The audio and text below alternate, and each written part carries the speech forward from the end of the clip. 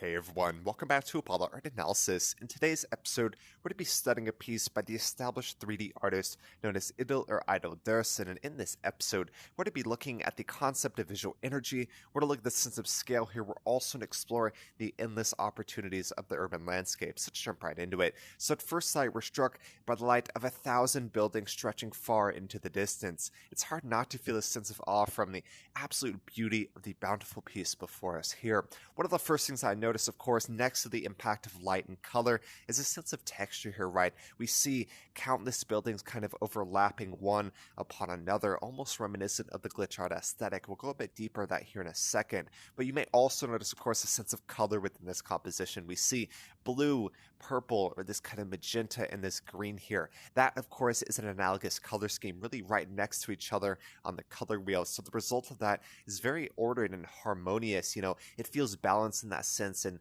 that's pretty contrasted next to that sense of energy here. And on that topic, of course, this sense of light here, it's just absolutely vivid and intense to the most absolute beautiful degree. And of course, this invigorates a composition with an incredible sense of visual energy, which is sure to get the heart racing. I want to ask y'all, how did y'all feel when you first saw this work? Of course, our perspective appears to be looking far above this urban landscape. It's almost as if we're flying or up on a hill, kind of overlooking it all, and it's hard not to feel a sense of kind of contemplation. Of course, the environment of an urban landscape is pretty interesting to consider, right? It feels endless, especially when you look even far into the upper region of the canvas there. It just goes on far beyond the eye can see, so it is truly endless, and we see countless buildings within this composition. Of course, urban landscapes provide so many different opportunities, whether that be jobs, places to meet, people to talk to. There's so much you could point to when you're looking at this work. And whenever I first saw this work, I looked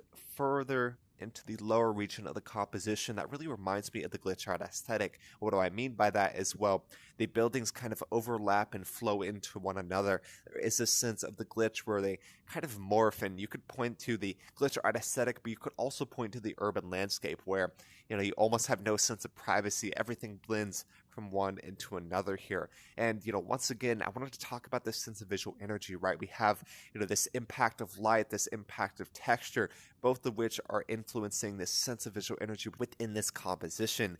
And when we mastered light in the form of something like a flame and eventually electricity, the daytime never truly ended. And I think we certainly see that within this composition. One may also cite, a casino when viewing this work. Of course, the same spirit of Las Vegas lives within this composition. It is absolutely enticing, and it is even dreamy in a way, if you will, as well. So regardless, there are just so many opportunities which await the viewer within the dense urban landscape of the work before us here. And I want to ask y'all, where would you begin? Where would you start within this massive city? Would you go far into the distance? Would you start right below? Or would you just sit here and look over and contemplate above it all? Pretty interesting questions when we're looking at this work. And I have two other pieces from the original artist. Idil Dersin deals with a lot of different urban landscapes, and I'll bring those in real quick and see what we can learn. Alright, so I brought in two different works from the original artist here to compare with the work before us here, and it's important to note, the piece before us is either a composite of multiple photographs or a composite of multiple renders. I'm not sure exactly one or the other, but regardless, it is a composite of some kind or another. That gives that endless feeling, and the work before us is mostly just kind of a conceptual sketch, if you will, leading to some of the original works that we see. For example, the work on the right, you see this cyberpunk sci-fi urban landscape, absolutely stunning.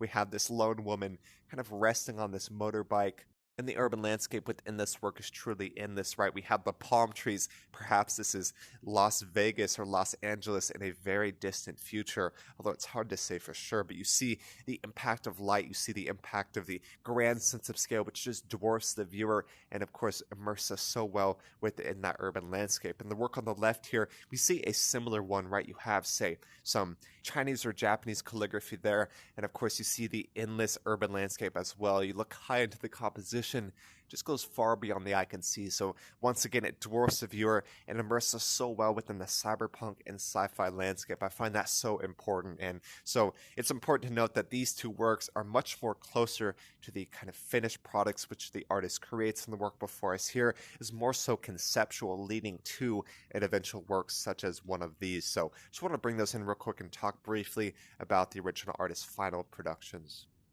So yeah, that's really all I have for today. I really hope y'all enjoyed. We talked about so many different things, especially this sense of energy from the composition, right? The energy from the impact of light, the energy from the impact of texture. So many different things you could point to when you're looking at this composition. Once again, urban landscapes provide so many different opportunities, but of course you have to sacrifice other things such as privacy and of course, living with so many different people. It can feel overwhelming at times, but at the end of the day, this is a very stunning, beautiful, dreamy, and very immersive piece at that. So I really hope y'all enjoyed today. If y'all enjoyed, go check out the original artist Idil Dursun or Idol Dursun doing some amazing stuff in the world of the 3D or digital render. So once again, I really hope y'all enjoyed. If y'all did, go check out the original artist.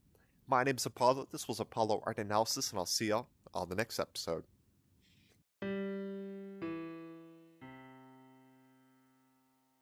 We hope you enjoyed today's episode. If you'd like to support our work directly, please check out our Apollo community tokens. Apollo Art Exchange is an ecosystem of art appreciation which elevates artists each and every day. Thanks for listening.